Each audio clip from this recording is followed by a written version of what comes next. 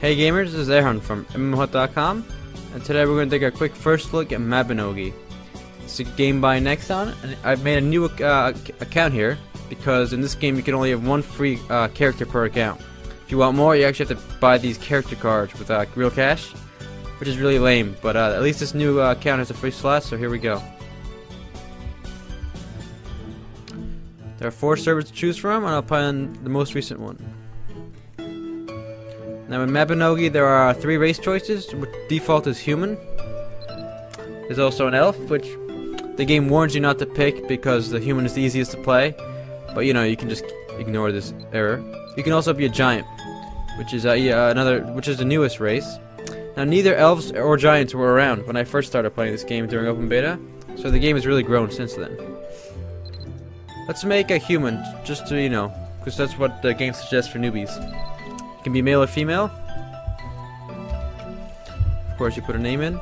Now, something really interesting about Mabinogi is the ability to choose your starting age. You can start anywhere from 10 to 17.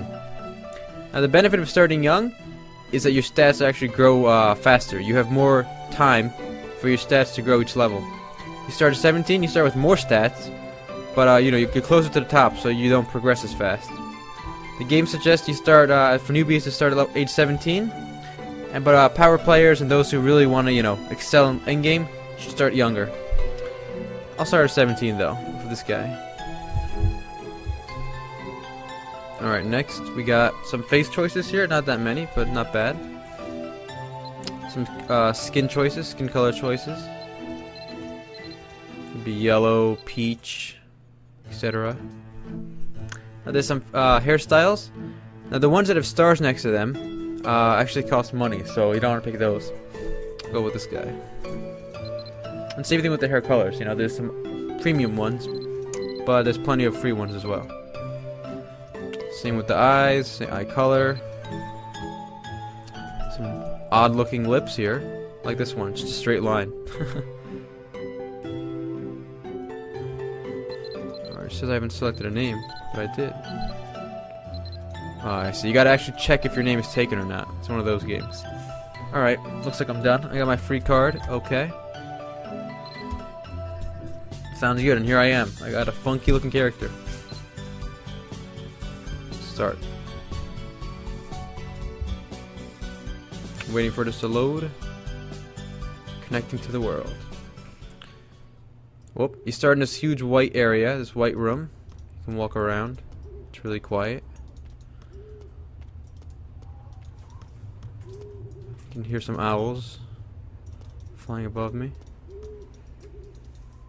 Let's see, what am I supposed to do here? Oh, what is this?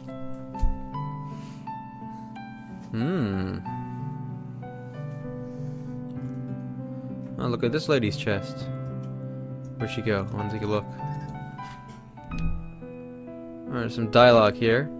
So, this beautiful girl in black dress wants to talk to me. Named Now. Okay, you can. I guess she's actually. I guess it's kind of like a tutorial. You can ask her like about combat or whatever. I'm just gonna end this. So you can read this dialogue here, and you can choose where you want to start the game. All right, I chose one place. Now, you don't really have to read this. Basically, what's going to happen is she's going to teleport you to the starting town, which is just what happened right now. Oh, an opening cinematic. Hold my hand.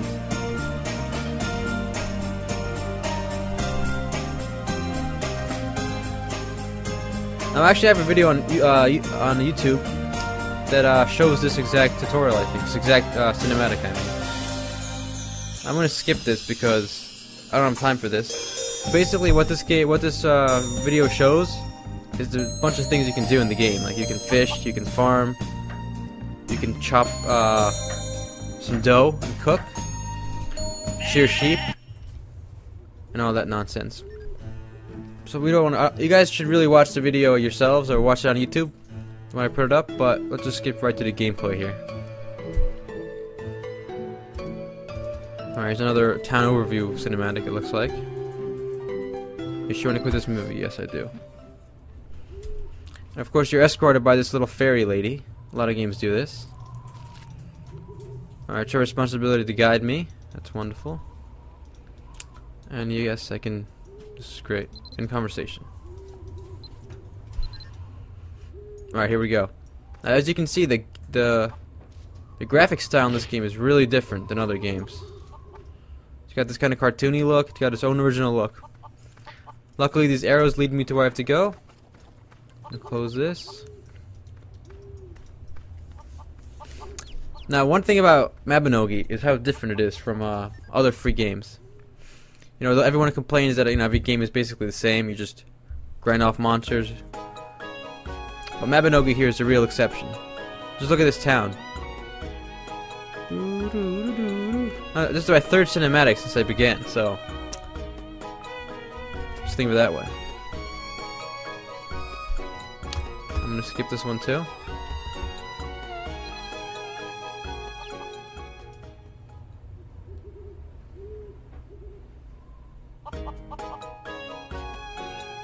Alright, found my NPC finally.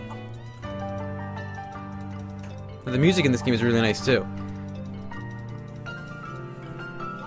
Alright, complete this quest.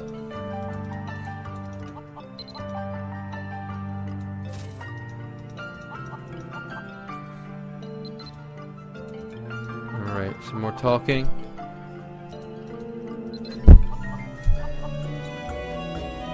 Alright, we should do another quest here. Now, another thing about Mabinogi is, besides levels, which the game does have levels, you actually gain skills by performing different actions. Like if I fight, my combat skills will go up. I can show you that right here. So Combat Mastery and Sharp Mind are the two skills I have right now, but I can get more later.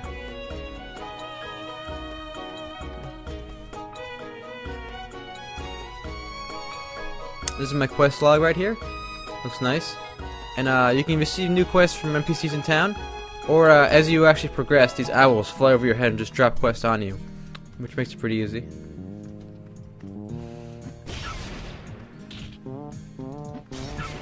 Now look at this Black Knight guy. He's gonna give me a quest.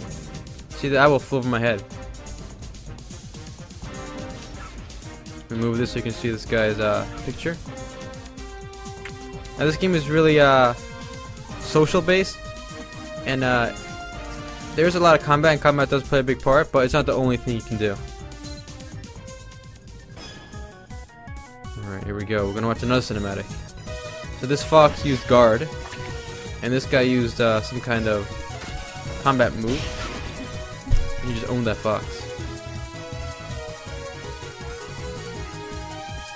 For those of you who've played Mega 10 or Shin Megami Tensei Online, Imagine Online, the combat in this game is pretty much identical. It's got that same feel to it. You can block, you can smash. Like here, I'm gonna smash this wolf. Come on, Wolfie. You're gonna smash. Now he's running from me. Look at that. Boom. Alright, that's combat. Combat feels a little awkward. It is original, but again, it's a little awkward. Especially when the enemies strike you and he moves on you. I just sent that wolf flying, which looks kind of weird. Alright. I gotta kill one more young fox for this quest.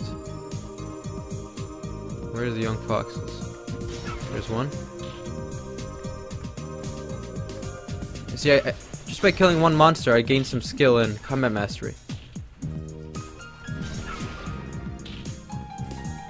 The quest is complete. I handed it into this knight. Now, when I start at level age 17 in the game, my character will age regardless of whether I play the game or not. And once I get old, my character's stats will actually start taking a hit. And I'll have to either rebirth in order to start back at a younger age. You can either buy a rebirth scroll, or you can earn it yourself in the game. So Mabinogi is a really original game. It's one of the most unique free MMORPGs out there. But there's a problem. A lot of the features do cost money. The game actually has an optional subscription, which unlocks a lot of the things for you. Well, that's all the time we have for this video. If you want to learn more about Mabinogi or play the game yourself, just click on the link in the description area to the right. Take care.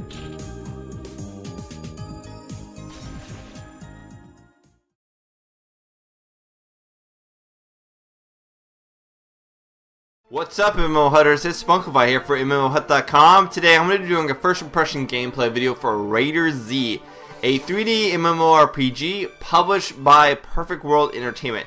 I'll spend about 15-20 minutes, maybe 25, checking the game out, make some comments. If you guys want to learn more about Raider Z, you can read the full review or check out the screenshots below at MMOHut.com. So let's go ahead and get started by creating a character. Now I should mention that this is in alpha currently, so some things might change. And also keep note that you're not able to actually, the main public isn't able to get in the game. But I thought it would be good to actually show you guys off some early actual content of the game, seeing as this is a game that's been highly anticipated. Now for those of you who don't know, Raider Z plays a lot like Vindictus, or you could say the Monster Hunter or Hunter Blade, in that it doesn't actually have any targeting, but instead you just swing at a certain area. You also block using like your right mouse click button, etc. But the nice thing, the thing that makes this also unique, is that it's open world, meaning that you don't actually go into instances or dungeons to complete your quest. You actually just complete it all in an open world like a normal MMORPG. So it's not a dungeon crawler MMO. There's no central hub. You do everything in the open world, which makes this pretty unique in that there's not very many MMOs that do this at all. You can think of one other option right now that off the top of my head at least, that's pay to play, which is Terra Online. And this actually does it for free to play. So we're going to go ahead and jump right in. As you can see, already selected my character as a male. You can also choose from 1 or 2 voices here. Now it looks like they're not available yet, or there are no images selected for them yet. But it's cool that you can select your actual audio. Now from here you can actually choose your defender style. Now you can get different styles later as the game progresses, or as you level up. But this is what you're going to be starting with at level 1. So you have the sorcerer, which is the staff, the cleric, which is kind of a healer, the berserker, which is of course the two-hander, and the defender, which is one hand and sword. And this guy can actually block using the right mouse click button to actually block enemies' attacks. Now I'm gonna go with let's go with the sorcerer. And his appearance, as you can see if you click the appearance tab, you're able to choose all different kinds of faces that are available, as well as your skin tones. Although I'm kind of confused as to why there's only, normal skin tones. You're not actually able to choose things that are kind of crazier, but you can also choose a makeup. But makeup seems to also change the face. Let's go with that. Give me a little mustache there, a little pedo stash. And as you can see, you can choose the hair. Whoa, that hair looks like popcorn just exploded. Let's go with that. Let's go with Vegeta hair again. Customize here. As you can see, eye color, we can choose that, and we can make sure if he's large or small. And tattoos as well on his face. Is that a question mark? It looks like a question mark. We'll go with that. Anyways, as you can see, there's a lot of options here, as well as choosing your generic clothes that you start with. So these are the clothes you start with here, and I'm going to choose them to be red. So there we go. This is what my guy's going to look like. We're going to hit create character. I want to create that character, and here we go. So we're creating Spunkify here, and now my character's been created. We're just going to connect into the world. So yeah, games that this has already been used or this is already available would kind of be like I said before, Terra Online. You also have, to some respects, DC Universe, which is kind of like this, where you don't actually target something by clicking on it. You kind of just face that target, and that becomes your main target. So let's see. To interact with NPCs, we click E, since you can't actually use your mouse when you're doing that. And this is Sorcerer Numerus. You there, rookie. You might be pretty brave, working as a mercenary at such a young age. Anyway, I'm Numerus, and I manage the new mercenaries. Really? Numerus managing the new mercenaries. Say that 10 times fast. Let's see. You're new, so you should meet your employer. But first go and see Adrug Montreal. Just go up the road a bit and you'll see him. Alright, so you see view the quest details. You see exactly what you have to do, as well as the experience and the amount that you'll get. So the first part is kind of like an introduction, and then you can actually see the full quest details. Alright, so we're going to accept that, and Tian's calling is what we have in progress. So how do I get out? If I just hit escape, I can out of the quest, and now I can go fight, or actually go and talk to someone. So this is who I need to talk to. Broken Junction, E for dialogue. Alright, you must be the new mercenary. I'm to Montreal. I aid Tian in her running of broken mass in Montreal. Anyway, you look pretty young. Are you sure you're up to this? Psst. Bitch, please. Of course I'm up to this. Complete. Let's do this. All I had to do was talk to you. Of course I'm up to the quest. Alright, let's see here. Hired by Moken, who is Tian's half brother and a traitor, are wreaking havoc around here. Think you're up to the test, or think of this as a test. Go out and eliminate them. If you're still alive, go and report. Of course I'll be still alive. because I'm amazing. I can get some grillfish and carbonated drink. Already giving me some beverages. Nice. Alright, so here's my first enemies to fight here. And as you can see, I can left click to attack the NPC or the bot or mob here rather, which is a lizard man mercenary. You can see at the top here. So there's my reticule. Since I am a caster, I will be firing from afar. And I also have a ability in my skill bar, which is 1. Alright. Chaining spell. Let's do this. So okay. Looks like I'm using just some normal weapons. Block the attack. See, as you can see, using normal weapons except for when they're far, I can actually use, and I can pick up the symbol of warrior just by hitting E and then acquiring.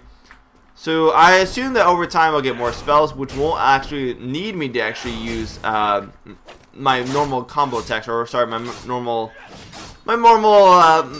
normal melee attacks. There we go. Let's attack this guy too. I should just be able to use my range attacks at that point. So this guy's going down, no problem. How many do I got to kill these? 6? Alright. So the quest so far, pretty standard, but I mean, that's understandable. This is a level 1 quest, you know, go kill some guys. And you're already getting to use the new combat stuff, which is pretty awesome. These guys just dropping like a easy, so easy. It looks like I have some kind of 46 in fire magic thing. But I want to view it. I can't actually click on that buff to know what it does. Looks like it may actually give me some kind of buff. We'll try to find out more about our skills after we kill these guys. Looks like you can also lock your target by hitting Y. So it always remain locked there. Oh, look, I dodged his attack. Not bad. So I've dodged his attack, meaning that he's not going to actually hit me when he gets close. Which is really cool to see. You know, you can actively dodge the enemy's attacks. Whoa, I totally missed. As you can see, you can miss your attacks too. You can actively dodge, and come on, can I do anything? Oh yeah, by hitting shift, I can actually roll out of the way, no problem. Looks like a talent mercenary has been completed. I can go back here. That must be some kind of fire shield buff that I get whenever I attack or shoot off a fire flame. Let's see here. I'm going to go ahead and complete the quest. I've accepted. No matter what happens in progress, is brave because she grew up amongst pirates, but something she can do a little bit. That worries me. Alright, so what do we got to do here? Hurry up and take my letter to Tien. Alright, so we're going to take this letter. And looks like we're going to continue down the road. Now, what is that thing? That thing is huge. Is this... I assume this is a good guy. He looks like he's... no. Tree Spirit? Can I attack you, Tree Spirit? Ah, come on, Tree Spirit. Oh, Tree Spirit, no. He's got a face! This Tree Spirit has a face. Okay, no, dodge back. Oh, do you see that dodge? So pro! Cast my chain spell. Come on. Now, I can only dodge for a certain amount of time, because if you notice in the top left-hand corner, I have what's called a stamina bar. And so I can only dodge for a few attacks, and I can only block for a few attacks. Because after that, my stamina bar will go down to 0. Now, I can also block like this, and then I can attack like this, and take out this Tree Spirit. Oh, I'm getting kind of low. There we go. No problem. Tree Spirit's down. And he has nothing for me to loot. So there is very much active combat, which actually makes this really top-notch, and a lot above other MMOs, which just have the typical click on this guy and then use your standard chained abilities. And I can draw my weapon, as you can see, by putting F or just putting it away.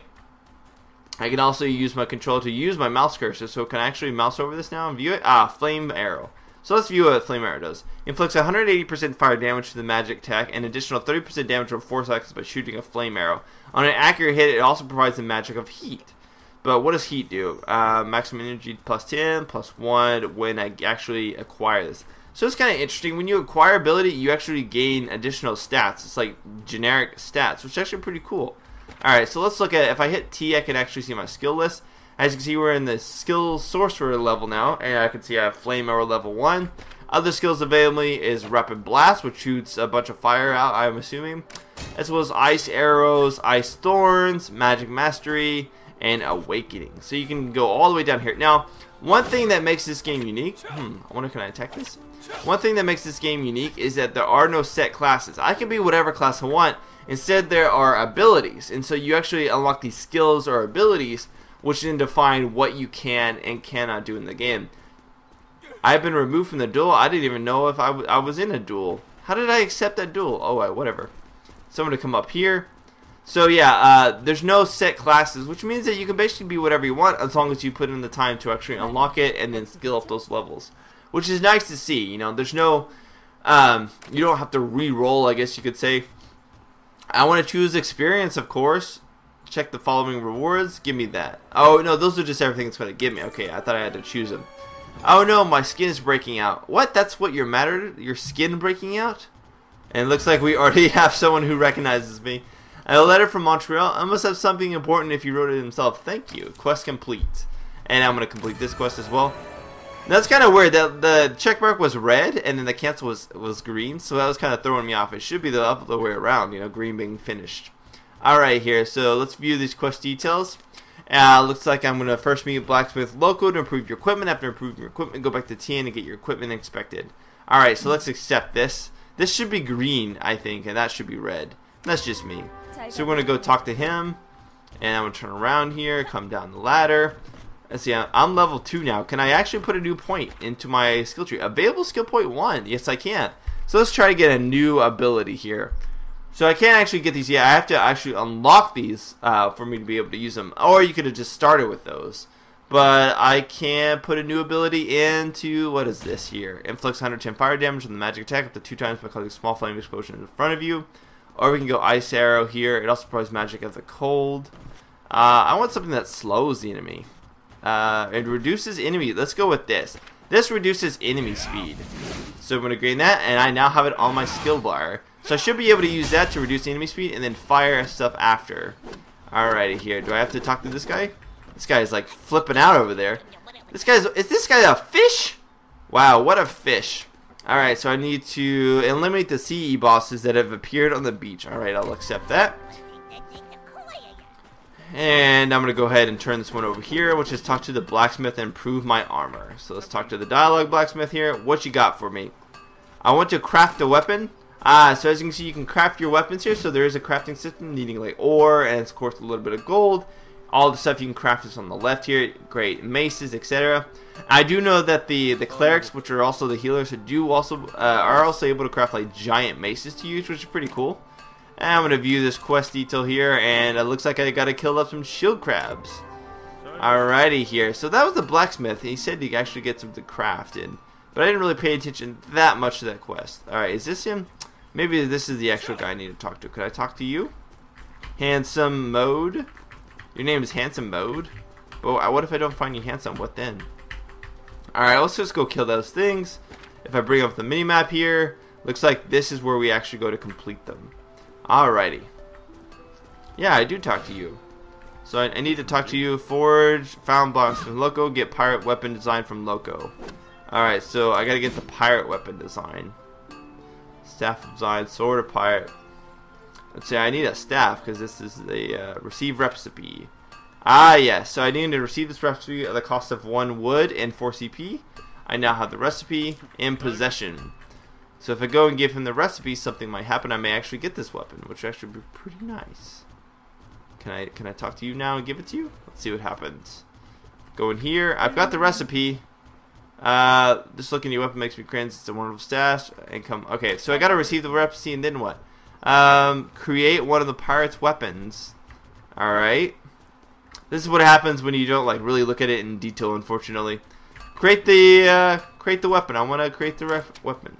I've got this. How do I craft the item? I need 1 Elwood. I get those off of tree spears. Ah, so after you see the recipe, you can get them off of the mobs. Alright. So let's go here there and kill these other mobs on the map. What other things can I click there? Ah, hello crabs. So these are shield crabs. Alright, so let's try out my new ability. I'm going to hit number 2. And it looks like, oh, so it's a kind of short range, but it actually does slow them. So I can start off with my 1, and then when they get close, I can use 2. Which actually, so I gotta say the particle effects in this game look quite good. I mean, there is quite a lot of detail put in this game. And the game plays very smoothly. I mean, as you can see here, I have all the settings maxed out, and I was actually a little bit worried that with fraps, it would go pretty low. But with fraps running, I'm still running at a solid 30 frame rates per second. I didn't mean to do that. Come here, shoot these fire beams, and you gotta watch out because if this other guy gets in front, you'll end up hitting that guy, and then you'll have 2 mobs on you.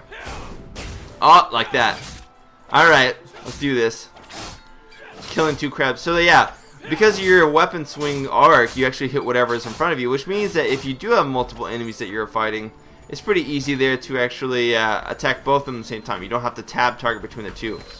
Nutritional meat. Oh, I also got a treasury. Now, how do I open up? If I open up my inventory by hitting I can see this is an enchanting with your enchanting stone for enchanting your gear.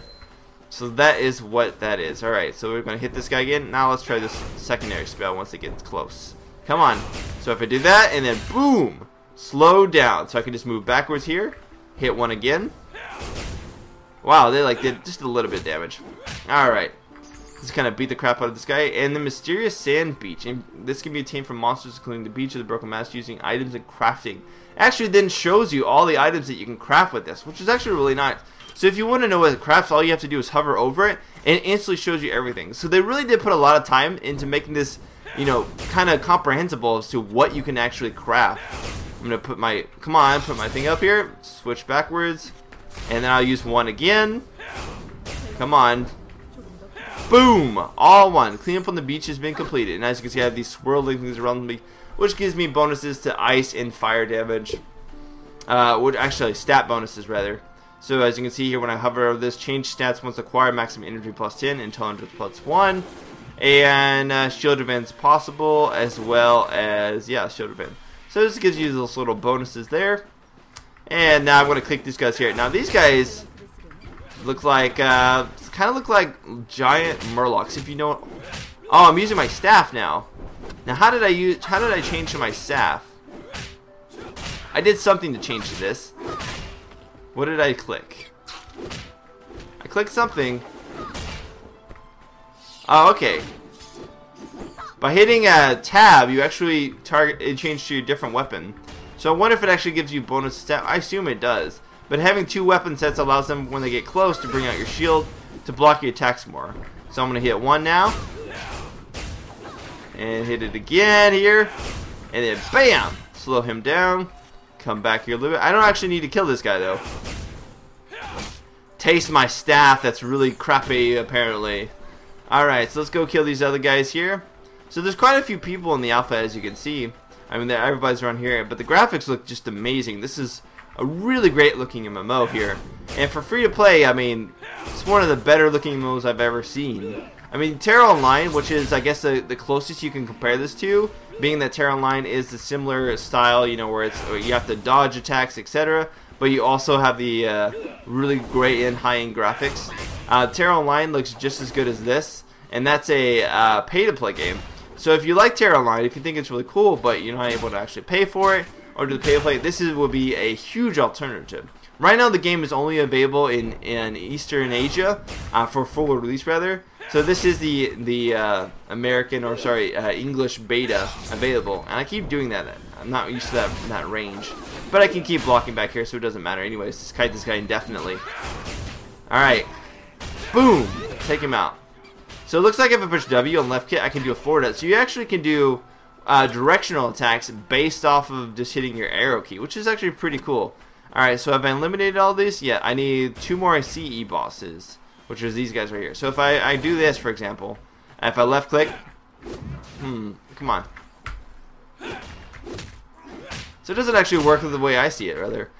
Boom, slow this guy down. Look, just dodging those attacks left and right, using my fire attacks. So I definitely find this game to be quite entertaining. I'm always a fan of directional, or rather, you know, real-time combat, in that you don't sit in one place and let them beat on you.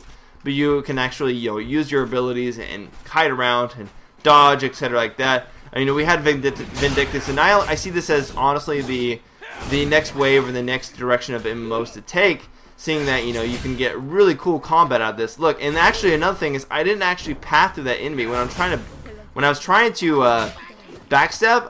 I ran into this guy, and as you can see, I don't actually path through him, which means that you do have to watch out for, you know, other NPCs, which also will make PvP more interesting, because you don't just path through your allies and stuff like that. Everybody, as you can see, is close. You actually just stay next to them, which is pretty awesome. Alright, so let's come back here. I put my F to put my weapon. Is there anything else that I can click on here? B. Let's see, main menu. Oh, one thing I'll mention, if I hit escape, You can see your character information by hitting H. And it shows you all your character thing as well as your faction. Now right now it doesn't look like I'm actually in a faction, but I assume that you can actually pull up a faction later on. Hey look, and I even get things like a dance. So I want to see what my dance does, of course. Go to click my dance skill, and oh man, look at me boogie. Look at that. This guy must get all the ladies. Is that all my dance? Just that? It's kind of like a pelvic thrust. I mean, look at that. That pelvic thrust. Bam. Alright. So I'm going to come back over here. Turn in this quest over here. So as you can see, the start of this area, quest. Give me the quest. Give me the quest. I want to craft a weapon. Can I craft it? And let's go ahead and craft my staff of the pirate. I don't have the elwood yet. Looks like I gotta get it from a different mob, but I can do the clean up the beach quest. Quest complete. And complete quest, which actually gives me the L1. So I can now use this wood to actually create my weapon. I have to get used to being up there. I'm always used to like showing in the middle of the screen. So let's see, staff of the pirate. This is what I want. Craft item. Yes, I want to craft one of these. It looks like it's crafting right here. I wonder if it has a chance to fail. If it has a chance to fail, that would be interesting. But I have now crafted a weapon. Oh, and it gives me actually a cutscene of him actually crafting something that does not look like a staff, but instead a sword. But it gives me a thumbs up. Looks like it actually was crafted correctly. So now I have this new staff that I can use. As you can see right here, I'm going to exit out of this, put the staff on. And I want to equip the staff of the pirate. Come on. Can I equip the staff of the pirate? Maybe I have to just actually drop it in there. I can't just right click on it. Let's go back to character real quick. Here's my staff. Standard weapon. Standard weapon. Alright, give me my staff. Did I put in the staff of the pirate? There we go. So now, oh, as you can see, it's got this metal ball around it. Fancy. Nice weapon indeed. Alright, so let's go ahead and complete these other quests.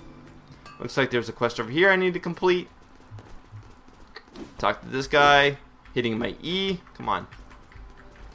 There we go. I'm going to lock on you and talk to you.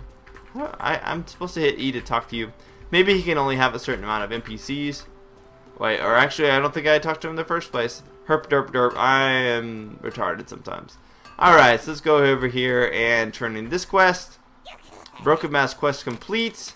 Complete this quest and bam. Now one thing I do notice that I've done several quests and looks like the quest experience is pretty standard. You know, I'm still only level 2 and I know there's only level 20 levels available in the alpha, so you can only get up to level 20 max. But I'm curious to know how many levels are at max rank, so or rather at the highest level. Because keep in mind, you don't really, I mean yes, you unlock levels and you can unlock skill points, but as time goes you can actually, you know, go into different trees. Which means most likely that, you know, there couldn't be a cap. There may not be a cap where you just keep leveling up and getting different things. Or the cap, once you get the cap, you just keep unlocking skill points to use in different trees. So it looks like you need to go to Arculus, Kargan, and Skaren's rooms. Alright. And it looks like I got something in my inventory too. So here you can see you have all your stuff. You can see what you can actually equip, as well as your consumables, your recipe, your quests, and miscellaneous, which is just stuff like trash. So here's all the weapons we have. Standard mace, standard two-hand, standard great hammer. And if I actually bring out my H, and then I bring out my inventory at the same time, I bet I can actually put this great hammer here and place in my sword and shield. So yeah, now I have this great hammer. So if I actually hit tab again, I can bring out this giant mace. Yeah. So it's pretty cool that everybody can use whatever weapons they want. Obviously there'll be weapons that are better for certain factions. Certain class types. And I hesitate to say class types because they do tout the game as not having classes. You can just play whatever essentially. And as you can see, I also brought up the small little mini map by hitting in, which is pretty standard. And it looks like they're going to show me how to cook stuff, which is always awesome. Let's go ahead and explore a little bit because I have just a little bit more time left here. Whoa, look at these chicken. If these things remind you of a certain something, props to you. Kind of reminds me of little chocobos, but chocobos that don't quite look like chocobos. More like, I don't know, pelican chocobos. Look at those things. Anyways, I'm assuming that those are the mounts you're going to get and jump over this. Let's see if I can duel someone. I want to duel you. Come here. Stop moving around. Stop. I'm going to duel. So I'm going to hit E here. I want to request duel. Come on. Other player is in a duel. Let's kill these Hodger guys so I can duel you. Come on. I want to duel this guy. Let me do some PvP. Let's see my skills in PvP. Alright, come here. Duel. I'm gonna request duel. Alright. I have requested a duel for this guy. The duel has been cancelled? Oh, why? I thought it was pro. I thought I was gonna be able to get you. So as you can see, the game looks just gorgeous. The game looks amazing. And I'm actually pretty impressed with the graphics by far. I mean, there's a lot of options for the graphics, and there's a depth of field, HDR, a lot of stuff. Now, I'm not sure how a lot of people will be able to play the game, seeing as the graphics are pretty intensive. I mean, I do have a good computer, but if you could play it, even on low settings, I definitely would recommend it, because so far the game looks amazing, even for just the first starting area. I mean, yeah, they're pretty standard quests, but just the dynamic of dodging and rolling really makes this game a lot more dynamic. It makes you on your toes and not just like falling asleep at your keyboard. Well, guys, that's probably what I'm going to call it for now. If you guys want to learn more about Raider Z, or you want to read the full review, keep in mind it's not up yet since this is alpha, but you can find out more information on our website down below at mohut.com. This has been Spunkify. Boom! I'll see you guys later. Oh yeah, Spunkify out.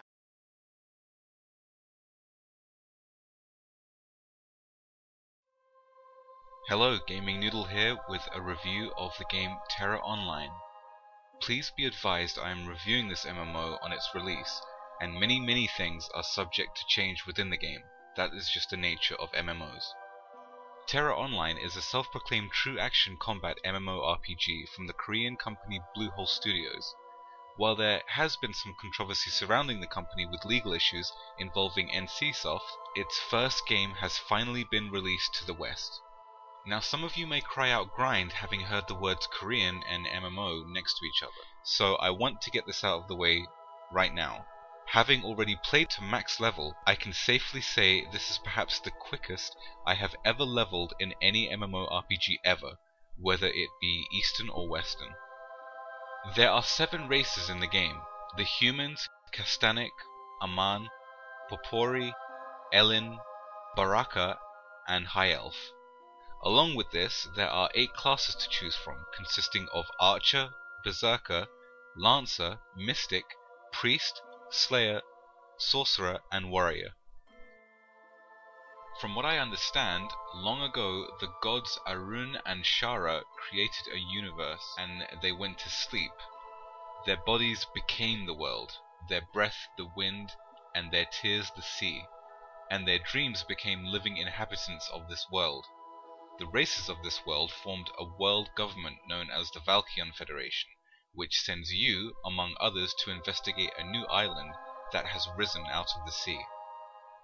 There is a lot of lore in this game, and I'll admit that I did try to go through all of the text at the start of the game, but got bored of it. Although as time went on, the story really did pick up and get interesting near the end. This is one of the best looking games I've ever played, and I'm not just talking about MMOs, I mean games period. The art direction is very noticeably Eastern flavoured, so expect some risque designs for the female clothing. What I love about the models is that everything has a sculptured look, which adds to the meatiness of the creatures. Monsters from basilisks to ice giants to flying dragons all have their own distinct appearance, and it's incredible. Character models look just as good, and you may spend hours on the creation screen itself trying to nail that perfect look. The gear is one of those things that just blew me away. It has some of the best designs I've seen, which are affected by the race you choose. A Kastanik warrior's gear will not look the same as a human warrior's gear. The animations are on par with the graphics in my opinion. Lots of variations, such as the somewhat goofy and fun movements of the Popori to the stoic stances of the Baraka. The enemies can move in crazy ways as well, one of my favorites being the dragons that fly high into the air, then crash down onto you, stopping their forward momentum into a tumble.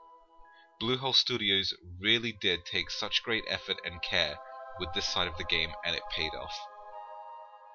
The music of Terra was done by Inon Zur and Rob Abernethy, whose works have been heard in such games as Dragon Age and Dead Space.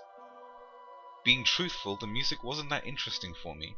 Granted, some tracks were very enjoyable, most of it was just forgettable. Games such as Guild Wars, World of Warcraft, and Lineage 2, to name a few, all had amazing music that really helped flesh out the zones I was playing in. And while the World of Terra is beautiful, I couldn't help but feel a little let down by the music. I just didn't think it was as great as it could have been. Of course, this isn't much of an issue for people that usually just turn off the in-game sound anyway and put on their own music. The voice acting is completely hit or miss. As far as sound effects go, everything sounds crisp and clean, from grunts and screams to sword slashes and charged bursts. But as far as the NPC voice acting is concerned, it can get extremely annoying after a while. Although the quality of the VA work does increase for the many cutscenes scattered throughout the game. Although getting the words to sync well with the characters' mouth movements seemed a bit of an issue with the English dubbing. Terra has 21 dungeons released with the game, including hard modes, but is missing key elements such as the political system, nexus, and PvP grounds, so I cannot comment on those. It has a broker/auction house system, as well as an instant matching system that forms groups for dungeons with players across all servers. There are also fun little additions such as mounts and armor and hair dyes, among other things. As of right now, the main thing to do once you've leveled to max is to run dungeons. I can tell you from experience that the max level dungeons are no walkover, as the BAMs require good thought out and well executed strategies. I got to experience that great feeling you get when discussing with your group how to dismantle a foe and then actually doing it after a few wipes. I haven't touched the professions such as alchemy or blacksmithing, as they are plagued with bad design. The requirements for even low-level items require a lot of gold and or farming to craft, when it's easier to find a green on the broker system for much cheaper. It's something en masse need to look into to fine-tune a lot better for it to even become a desirable alternative to acquiring gear. Gathering materials and herbs is a lot like Aeon, from what I can remember, but a cool feature is that when you successfully pick a herb or mine an ore, you get a buff that helps with your combat ability, whether it be buffing your speed or HP regen, etc. Your weapons and armor also have slots where you can purchase crystals to put them in. These crystals have all sorts of effects that can help buff your character. For instance, higher crit rate when attacking monsters from behind, or say more HP. And the glyph system in this game is a godsend. It helps very much with the current skills that your class has, and it improves them in certain ways. There are quite a few options for your skills, however you want to buff them, your favorite ones. Once you decide on that, you buy the glyph that you want, you learn it, and there you go. But be warned that you do have a limited amount of points to use, and each glyph does use a couple of points. This game's main focus is its true action combat, which basically means that you have an aimer at the center of your screen, and when you click or press a button, your skill will fire in that direction. There is no lock-on like a targeted MMO such as World of Warcraft, where you click on a monster and you're basically locked onto it, and you can fire any and all of your spells at will. In this game, you need to aim your reticle at the target, but if you fire off a shot and your aim is bad, you'll miss. If the target dodges out the way, you'll miss. But it works both ways. Enemy attacks can be avoided if you can block or dodge in time. It really is fun once you get the hang of it, but I couldn't help but feel that if they had pushed it just a little bit further, it would have been a lot more fun. Every time you get into combat, your running speed is decreased automatically, and it feels too slow for my liking. I feel if they took out the speed penalty, it would have been a lot more exciting. Although it should be noted that you can get crystals that do alleviate the speed issue slightly. Knockbacks are another thing. If you aren't careful, it's possible to get chain stunned and hit with massive attacks before you can even get back up. And there are no invincible animation cycles for when your character is in a state of picking itself up from the ground, which sometimes results in a quick death you had no control over, which ultimately feels really cheap. Mind you, I am talking strictly PvE here. I am not much of a PvPer, but I do realize PvP is a big part of this game. It's a shame that Battlegrounds have not yet been implemented, as I don't think the open world gankfests are in any way entertaining. The other major thing about this game is the BAM, which is an acronym for Big Ass Monster. What these are, as the name implies, are huge boss monsters that can be found in the open world of Terra, and in the dungeons where they drop loot. These fights are dangerous and come in all shapes and sizes, from dragons to giant crabs to half-organic, half-mechanical antagonists of the game, the Argons. I've fought hundreds of BAMs so far in my time in Terra, and have enjoyed every single fight. Some scenarios, especially in dungeons, can get pretty damn epic. I can't count the number of times I've almost got myself into trouble for trying to get in dangerous spots just to take a cool screenshot. The double-edged sword here are the BAM quests that appear multiple times in each zone. They are some of the most fun and have great rewards for completion, but when the game dies down after the initial rush, I can't help but feel that when I try to make an ult, I'll be forced to skip half of the quests in the log that involve BAMs, because there won't be hardly anyone else around to help. Sure, friends and guilds can remedy this slightly, but for soloers who would rather not rely on having others on hand and foot just to level up, it will be an issue. While it is possible for classes to solo BAMs, it's not advisable unless you are very skilled and have a lot of time on your hands. I should point out that while Unmass, who are the publishers for Terra in North America, have told us that it's possible to solo all the way to max level, it is not advisable.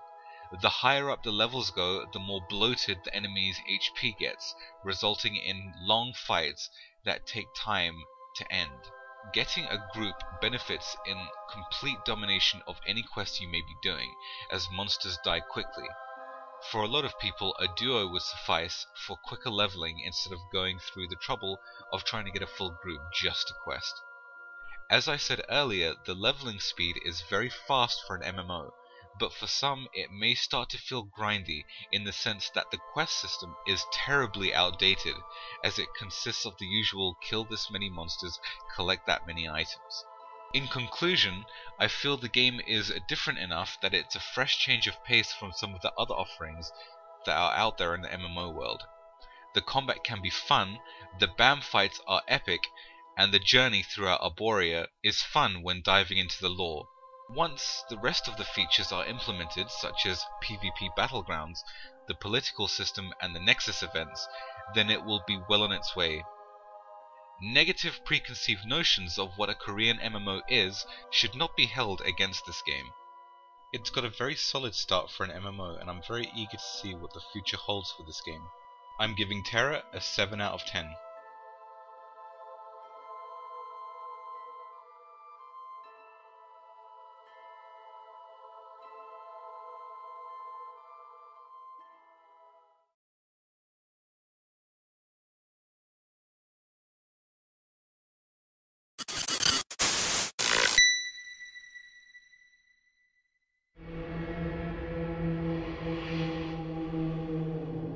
What's up, guys? This is James Blonde. This time we're taking a first look at Wizardry Online, developed by GamePot and published by Sony Online Entertainment.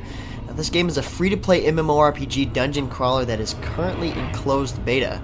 And about a month or so ago, I was at the SOE Live event in Las Vegas, and that's where I was first introduced to the game.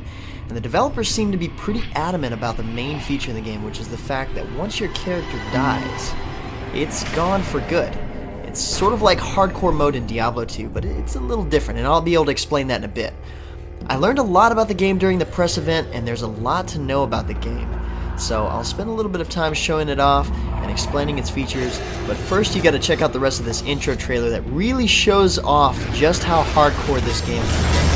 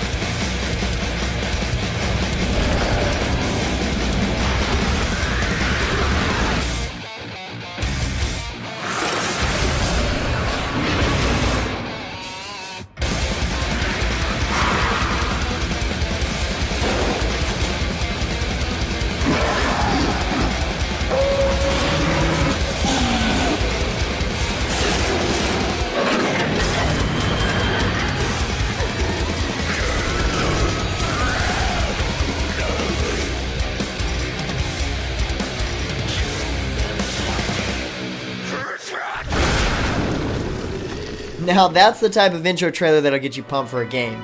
And it really shows off the in-game elements. You can expect to see some really overpowered monsters and demons along with some random fire traps. And of course that ever-lurking fear of permanent death.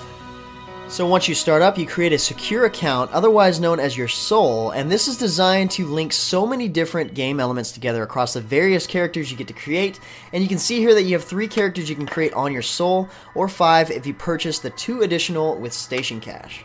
Alright, as for character customization, you start off by choosing your race, either human male or female, elf male or female, dwarf, or gnome, which is a bit different there, and porkle, which is basically the Asian interpretation of a hobbit. Now, taking a quick look at the human male, you can see from this angle here, he looks a little bit like John Travolta. And humans are suitable for all classes. They don't excel in any particular class. So it is important to choose your race based on what class you plan on choosing. You may be able to go back and see. Their stats are pretty across the board, and the female stats are about the same. So here's the female version of that. Now, the male version of the elf, you can see that the stats are different, but these guys are a little bit more high intelligence and piety. And on the other hand, so they're ill-suited for the fighter class. So these guys are going to be great with magic, but they don't quite have the HP or the strength to be effective as a fighter. So I would say if you're looking for a challenge beyond what the game is offering, go with the fighting elf. Now the dwarf class is a bit more tanky, as you can see. They're ideal fighters, and they're well suited to be a priest class as well. So their strength, vitality, dexterity is all high, their HP is really high, so this is basically easy mode. If you're going to do something easy, go with that one. The gnome is essentially the female version, but the stats are different. You're going to see the HP is a little lower. They're both suitable as a priest class and fighter class. And finally, we have the Asian interpretation of the hobbit, the porkle, which is going to be fast and lucky. They're going to make great thieves, but they don't really make good anything else, so they're not really good at any other class. Their stats are kind of everywhere, but then again, if you're looking for the challenge, you know, more power to you. Now I, on the other hand, am looking for easy mode because I've heard how challenging this game can be. This dwarf is going to make an ideal fighter, and I was looking to play the fighting class. Okay, so it's randomly choosing bonus points, which is going to be 7, and I should be able to add those to my already existing stats to either round out my character, or adjust for weaknesses, or make him crazy OP in strength. Nah, I'm just going to round him out. We're going to add some vitality, we're going to add some dexterity, and definitely some agility. Add 3 points there. The guy's a little dumb, so we're going to give him some intelligence. Add 1 so I can make it out of the dungeon. And why not? We're going to add 1 more for strength just because, to even out it to a 10. And looks like we choose, what's next here? We can reset our skill points. I guess you'd realign them. Let's go ahead and name him. So my soul name is Blonde. And so I don't want that again. We're going to go with something like Beard. Yeah, let's do that. It shall be Blonde Beard. Now the alignment is, let's see here, lawful characters believe in beauty and weakness.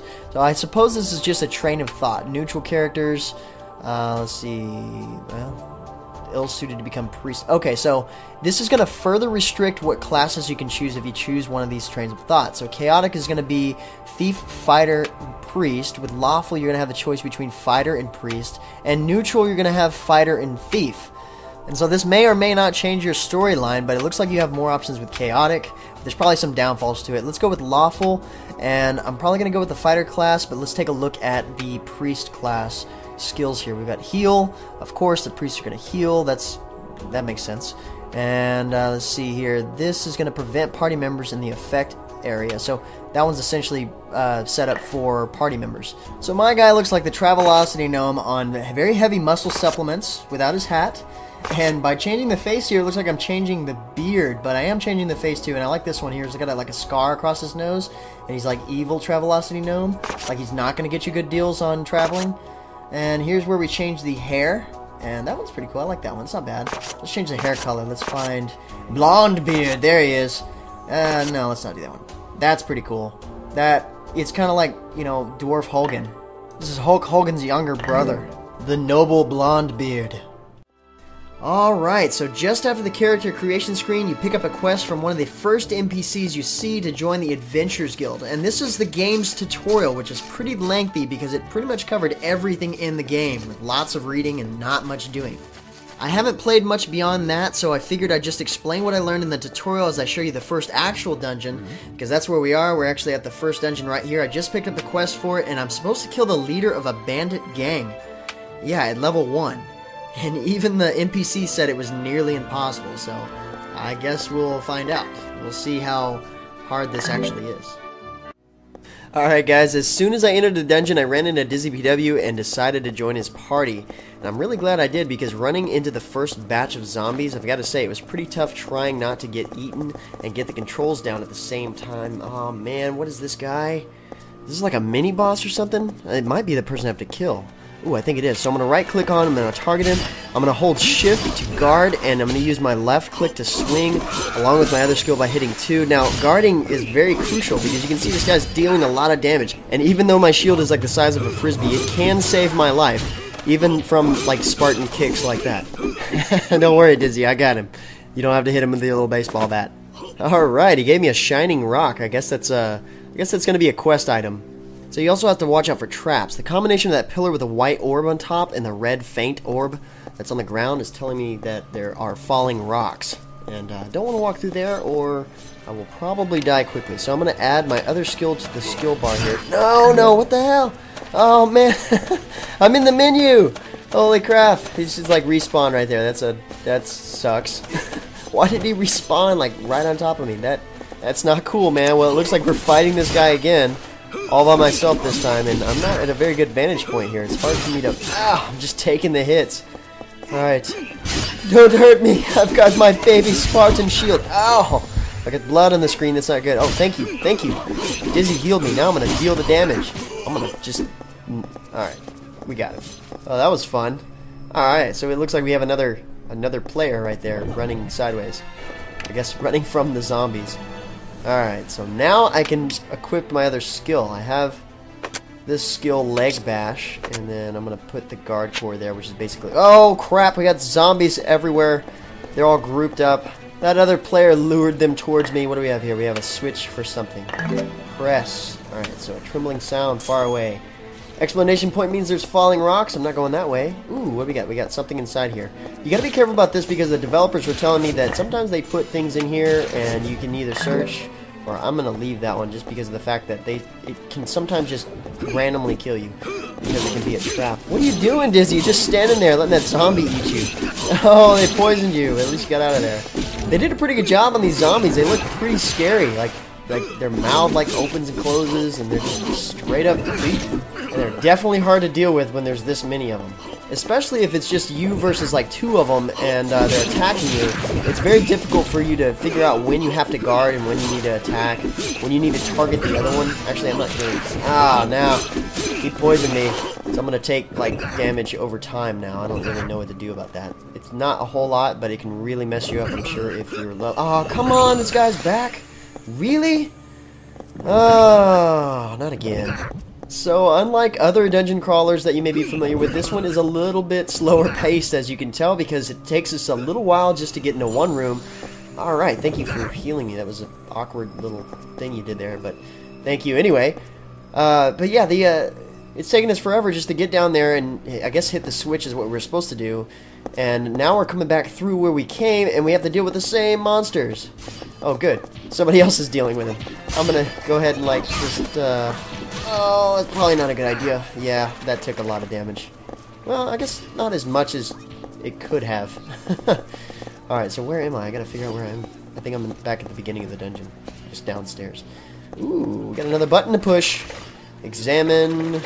It's a treasure chest. I wonder what's in there. So, I'm gonna check this out. There's a switch. I'm gonna press it, because I think that's what I'm supposed to do. It says the same thing, so... Actually, yeah, I think that's exactly what I'm supposed to do, because I think I'm supposed to push these switches in order to get to the next section. And I think I've hit 3 switches now, so I only have 1 more. So, from what I've learned in the tutorial, along with what the developers discussed at the press event, is that some of the ways that the game makes itself challenging beyond the difficulty of the monsters and dealing with the random traps and, of course, the fear of permadeath. There's also no health or mana regen, so I'm very thankful that Dizzy is a priest so he can heal me otherwise, but he's using a lot of mana doing so. Because if he didn't heal me, I'd be pretty low on health after what I just went through. And once again, if you want a challenge, play as an elf fighter class by yourself, and I can't imagine how hard that is to stay alive, so I'm not going to do that ever. I think that point in the game, the game would feel a lot more like the game Amnesia, more than it already does. Oh, and you also have to go to specific locations to level up your character. Like, you gain XP in battle, but you won't level up until you find the right location to level up, like the inn in the town. That also means that you can't gain the temporary benefits you usually get from leveling up, like topping off your health and mana, for example. Yeah, that would be nice. Okay, so I found my switches. Now we'll be able to hopefully get past this stupid fog that we can't get to the second part of the dungeon here. But before we do that, we have to go into this dungeon within a dungeon, if you will. If you've noticed, there's other players in this dungeon where we are now, and where we're going is basically an instant dungeon, and we're going to go there and fight some baddies. And if we succeed, then we can progress further and solve even more riddles and puzzles to actually complete the dungeon and the initial quest. So it's kind of like a mega dungeon, and inside it you've got these little trials, if you will, to go through and beat it. Okay, there's Dizzy. I was about to say, hell no, I'm not doing this alone. The game is scary enough with all the creepy textures and fog and zombies. Crap, got a bunch of zombies. Oh man. I hate fighting these all at one time because you can't, like, just block.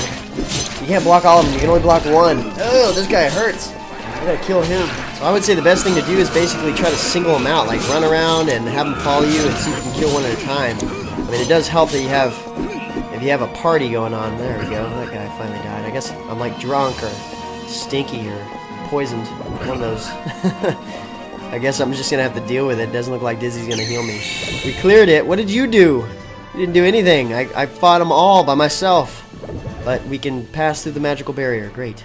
Good. We can move on to more stuff that'll potentially kill us really easy. 30 more seconds to leave the room. What's going to happen if we don't leave in 30 seconds? We're going to die? Well, they don't really give you much time to set up like camp and heal or anything. So the combat works off of 4 systems: HP, MP, OD, and GP. And they can be a bit complex, and you really need to understand how you manage each one of them to be good at the game. Health and mana is pretty much normal without regeneration, obviously, but OD is your ability to perform various actions, like pressing space while my sword is unsheathed to do like this little dash backwards to get out of the way of enemies, or it just about uses all of it when I sprint by holding shift when my weapon isn't drawn. But being that I'm a fighter, all of my abilities are physical attacks, so even if I use like more than 2 skills in a row, I'll deplete all of my OD. Now it does regen at a very slow pace, but the best way to get it back is by successfully landing attacks. What's going on in here? Ooh, shiny object. What is this? Let's see here. Take it. Yes. Looks to be a map is drawn in it. Okay, so... Oh, okay. It's entrance map, too, so it's a continuation of the dungeon. I guess we can backtrack that way. Treasure box. Alright. So, we have to disarm this thing. Not only is it locked, but it's a booby trap as well. There's only 11% chance of opening it. That's not very good. So, I guess I could use these disarming skills. And so I suppose if you use those, then you level up towards that. But I guess thieves are going to have a better chance, like their percentage chance will be higher to open this. Oh, okay. So it looks like Dizzy is healing me. He wants me to try it, so I'm gonna go ahead and use this one. Okay, so that upped it to 26%. Let's do it, and it worked. Nice. All right, so now we can see what's inside. Let's see what we got. So I only had a 26% chance of that working, but all right, what do we have? Shield, but it worked. Armor, medicine. Yeah, I think I did pretty good. These are items that will help me stay alive, even though I just risked 74% chance of dying to get them. But the problem is, and that's another thing that makes the game difficult, is all of these items are unidentified, so I'm actually going to have to go back to town before I can identify them. And one of those items is a shield, and that's yet another thing that makes the game difficult, is that the durability of your items go down really quickly, like faster than normal. And if it depletes all the way, then you lose that item. So you might be walking around without a sword or a shield. Let's see, like, I picked up a shield in that treasure box, but it's unidentified, so I actually have to identify it back in town before I can use it. So if I lose my shield, I'm kind of screwed. So let's see what's in here. Ah, crap, more zombies. No! This one! It scared me, actually. It made me stinky. I'm going to use a combo on this guy. I'm actually using 2 of my skills, so kind of a 1-2. There we go. There we go. I got a title because of that. I used a combo and everything. Critical hit, but it didn't kill him. It's a strong zombie. Cut off the head. Oh, this room is extra dark and extra foggy, and I have to take on this zombie. Now, oh, he slapped my chest. Oh, I missed the guard. Not this time. There we go. Got him. Oh, man. What did he just, like, bit my face. We dropped a treasure box. All right, let's see. Let's open this. 11%. I'm gonna up my chances. And no, what the hell? Oops, explosion. Oh, I died. You feel the power draining from you. Yeah. No, I felt my heart come out of my chest is what I felt. Well, as you can see, I'm not actually permadead yet. So this is probably a good time to explain what happens now. So even though the fear of permadeath is thrown at you heavily by the developers, the truth is it's actually somewhat forgiving. And dying isn't as big of a deal as they make it out to be. But even though you want to try to desperately stay alive and not die, if you do happen to die, you turn into a ghost like I am now. And in this state, you can revive yourself, but you do have to get to a guardian statue in order to do so, which can be a little difficult, because you have to decide which way to go for the closest one. And there's still demon entities like that Grim Reaper looking fellow over there. You don't want to go that way. Those guys will take your soul, and I don't even know what happens after that. I suppose at that point you just die in real life. Sword Art Online style. You just die in your seat. Or maybe one of the zombies will just come through your monitor. Who knows? Oh yeah, and that's another thing. You do have the option initially to warp instantly to the Guardian statue just after you die when you're close to your body, but it does have its penalties. So, like, first off, even though you get to the Guardian statue instantly, you still have to wait a certain duration before you can actually use it and try to revive yourself, because that's what it's actually going to be for, and I'll explain that in a second. And on top of that, as punishment, all of your gear takes a huge decrease in durability. Not to mention you can only use the feature once, like, every, I think, 12 hours or something ridiculous like that. Okay, so once I find the statue, the way the revival things works is I'll have a certain percentage chance at reviving my body, very similar to the way the treasure box worked, just hopefully with a better success rate than 26% and without explosions. So it looks like I have a 100% success rate, so I'm not worried about that. I'm going to go ahead and revive. And all it takes is a couple of words like chant, murmur, pray, invoke, and your spirit and body unite right here in front of the statue. And guess what? You get to go right back through all of the monsters that you killed before because they respawned. And good luck with that, because now you're by yourself and you're having to fight the same monsters that you fought all the way where you died. But yeah, when you revive, as you level up and such, the success rate for reviving will change, and it could look a little bit more like the success rate of that treasure box that killed me in the first place. And if that happens, and the revival fails, your body turns to ashes. But like I said, death is a little bit forgiving in this game because of the fact that from there you have one more chance at revival, probably with an even lower success rate than the first time. And if that fails, then your character is lost forever. But you do have the option to wager gear in order to increase the chances of a successful revival. So you may have to wager your favorite sword or something like that, but it may help you live to fight another dungeon. Oh, what do we have here? It looks like we have a fighter elf. He's not having a very good time. Alright, I guess I'll help you out. But you have to be careful because that is yet another thing about this game. The developers were telling us that they put free reign on open world PvP in this game, and they took it even further than that. After a certain level, players will be able to just walk up and fight you, or even kill you when you're fighting other monsters, zombies, or whatever. Then after that, while you're in spirit form and can't see the living, they can loot your body. It's freaking madness. But on a side note, sometimes it's easier just to kind of bypass some of the enemies you don't want to deal with. To just walk around them. If you don't want to deal with the bugs or the zombies, walk around them. They'll still be there. You can go and fight them another day. Ah, crap, there's a freaking bug in this. No! I'm just going to try to avoid it. He's following me. He's following me. Okay, looks like we're going to have to kill him. Oh, man.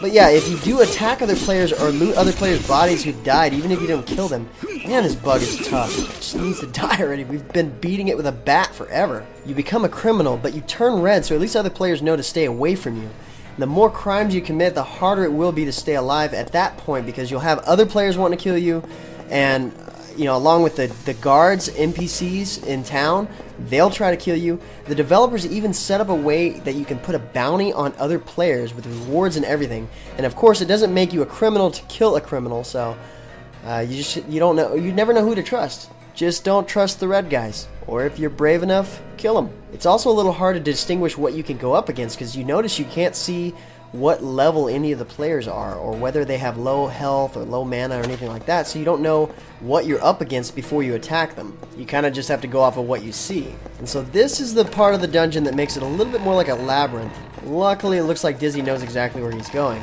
So, honestly, I think I forgot exactly what I'm supposed to be doing for this part of the dungeon. What is this blue ring? Oh, okay, it looks like somebody set up camp here and then died. That sucks. Alright, so this treasure chest here, I don't know, it looks like it's already been... So she may have killed something right here and it already looted it. But it's keeping me from going into the next room. That sucks. What the heck? Can't get through. Let me in. I'm going to Hulk smash this door down if you don't let me in. Well, I guess there's not much we can do about that, so this is probably a good spot to wrap up the video. So I feel that this game may have a particular player audience and that some players might get a little bit frustrated with the game at first. I know I did the short time that I got to play it at SOE Live. But others, on the other hand, you know, they'll like the challenge because the game really doesn't baby you at all, and I personally like that part of the game. I think that it would really be neat if they implemented these hardcore elements and like this elaborate death system, this spirit form and whatnot, and revival chances and all that stuff into a faster paced game like C9. But you know, maybe some people may like the fact that the game is a little slower paced, you know, the dungeons are separated by segments, it's a real eerie, foggy feeling, and it requires you to solve puzzles and riddles to move to the next section. I would say the best way to know for sure is to try the game yourself, and there's still a lot more to the game than what I've explained and showed here. Plus, you can check out our written impressions article and the game profile at MMOHUT.com. That's going to be it for me. I'm James Blonde. See you out there, gamers.